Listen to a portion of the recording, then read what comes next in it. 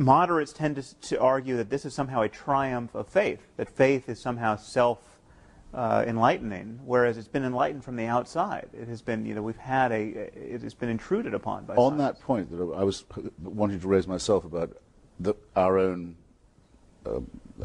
so-called fundamentalism. There's a cleric in Southwark, the first person I saw attacking you and I in print as being just as fundamentalist as those who blew up the London Underground. Do you remember his name? I don't remember his name. I'm sorry, I don't remember. He's a very senior Anglican cleric in the Diocese of Southwark. I went on the BBC with him, just entre parenthèses, I'll say, when I'd said, how can you call your congregation a flock? Doesn't that say everything about your religion, that you think they're sheep? He said, well, actually, I used to be a pastor in New Guinea, where there aren't any sheep. Well, of course, there are a lot of places where there are no sheep. Gospel's quite hard to teach, as a result. We found out what the most important animal to the locals was, and I remember very well my local bishop rising to ask the Divine One to behold these swine, his new congregation. But this is the man who deliberately does a thing like that, that's as cynical as you could wish, and as adaptive as the day is long. And he says that we who doubt it are as fundamentalists as people who blow up their fellow citizens on the London Underground. It's unconscionable. Thus, I don't really mind being accused of ridiculing or treating with contempt people like that. I just frankly have no choice. I have the faculty of humour, and some of it has an edge to it. I'm not going to repress that for the sake of politeness to people. Would you think that it would be good to make a distinction between the professionals and the amateurs? I share your impatience with the officials of the churches, the people whose this is their professional life. It seems to me they know better. Right. The congregations don't know better because it's maintained that they should not know better. I do get very anxious about ridiculing the beliefs of the flock because of the way in which they have ceded to their leaders. They've delegated authority to their leaders, and they presume their leaders are going to do it right. So I think in this, who stands up and says the buck stops here? Right. Well, it seems to me it's the preachers themselves, it's the priests, it's the bishops, and we really should hold their feet to the fire. For instance, just take the issue of creationism.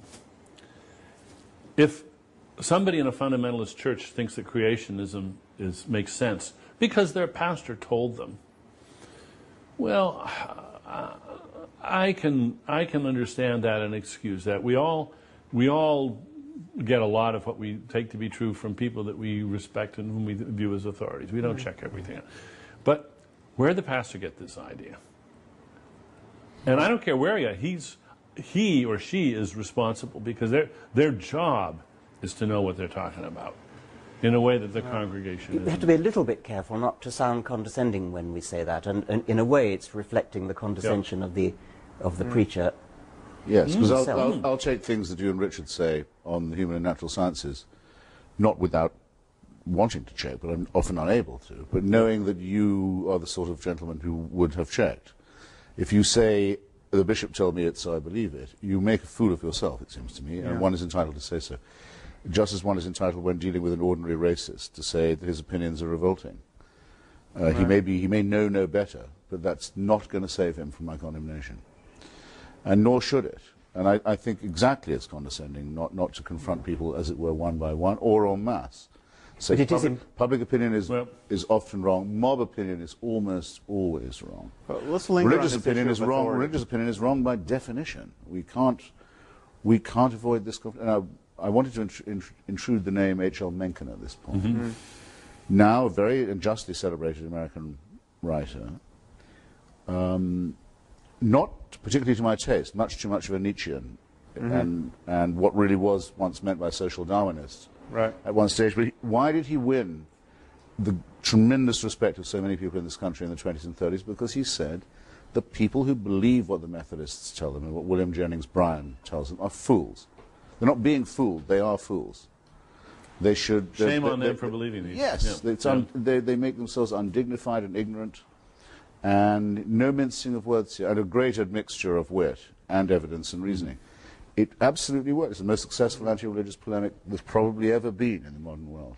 In the 20th century, anyway. I think we just touched upon an issue that we should really highlight, this whole notion of authority, because religious people often argue that science is just a tissue of uncashed checks. You know, we're all relying on authority. How do you know that the cosmological constant is whatever it is? You know, so I think you two are well placed to do this. Differentiate the kind of faith placing in authority that we practice without fear in science and rationality generally, and the kind of faith placing in the preacher or the theologian that we criticize. Well, what we actually do when we who are not physicists take on trust what physicists say is we have some evidence to suggest that physicists have looked into the matter, that they've done experiments, that they've peer-reviewed their papers, that they've criticized each other, that they've been subjected to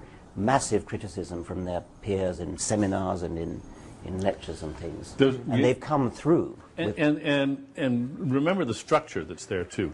It's not just that there's peer review, but it's very important that it's competitive.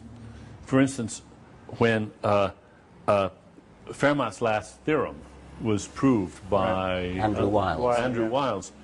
The reason that those of us who forget it, I'm never going to understand that proof, but the reason that we can be confident that it really is a proof is that nobody wanted him to get there every first. other mathematician who was competent in the world was very well motivated to study that, and believe me, if they begrudge him that this is a proof, it's a proof. Yes. And there's nothing like that. No, because when the antithesis of no religious person has ever been able to say what Einstein said. If I'm right, the following solar event will occur off the west coast of Africa in, I forget how many years and months from now, and it did, within a very tiny degree of variation. There's never been a prophecy that's been vindicated like that, or anyone willing to place their reputation and their, as it were, their life on the idea that it would be. I was once asked at a public meeting, don't you think that the mysteriousness of quantum theory is just the same as the mysteriousness of the Trinity or the transubstantiation? And the answer, of course, can be answered in two quotes from Richard Feynman. One, Richard Feynman said, if you think you understand quantum theory, you don't understand quantum theory. He was admitting that it's highly mysterious. But the other thing is that the predictions of quantum theory, experimentally, are verified to the equivalent of predicting the width of North America to the width of one human hair. And so quantum theory is massively supported by accurate predictions, even if you don't understand the mystery of the Copenhagen interpretation or whatever it is. Whereas the mystery of the Trinity doesn't even try to make a prediction, let alone an accurate one. You know, I don't like... It isn't a mystery either. I don't like the use of the word mystery here. Yes. I think there's been a lot of consciousness raising in philosophy about this term, where we have so-called Mysterians, the new Mysterians. These are people who like the term mystery. Noam Chomsky is famously quoted to say, there's two kinds of questions. There's puzzles and mysteries. Puzzles are soluble, mysteries aren't. And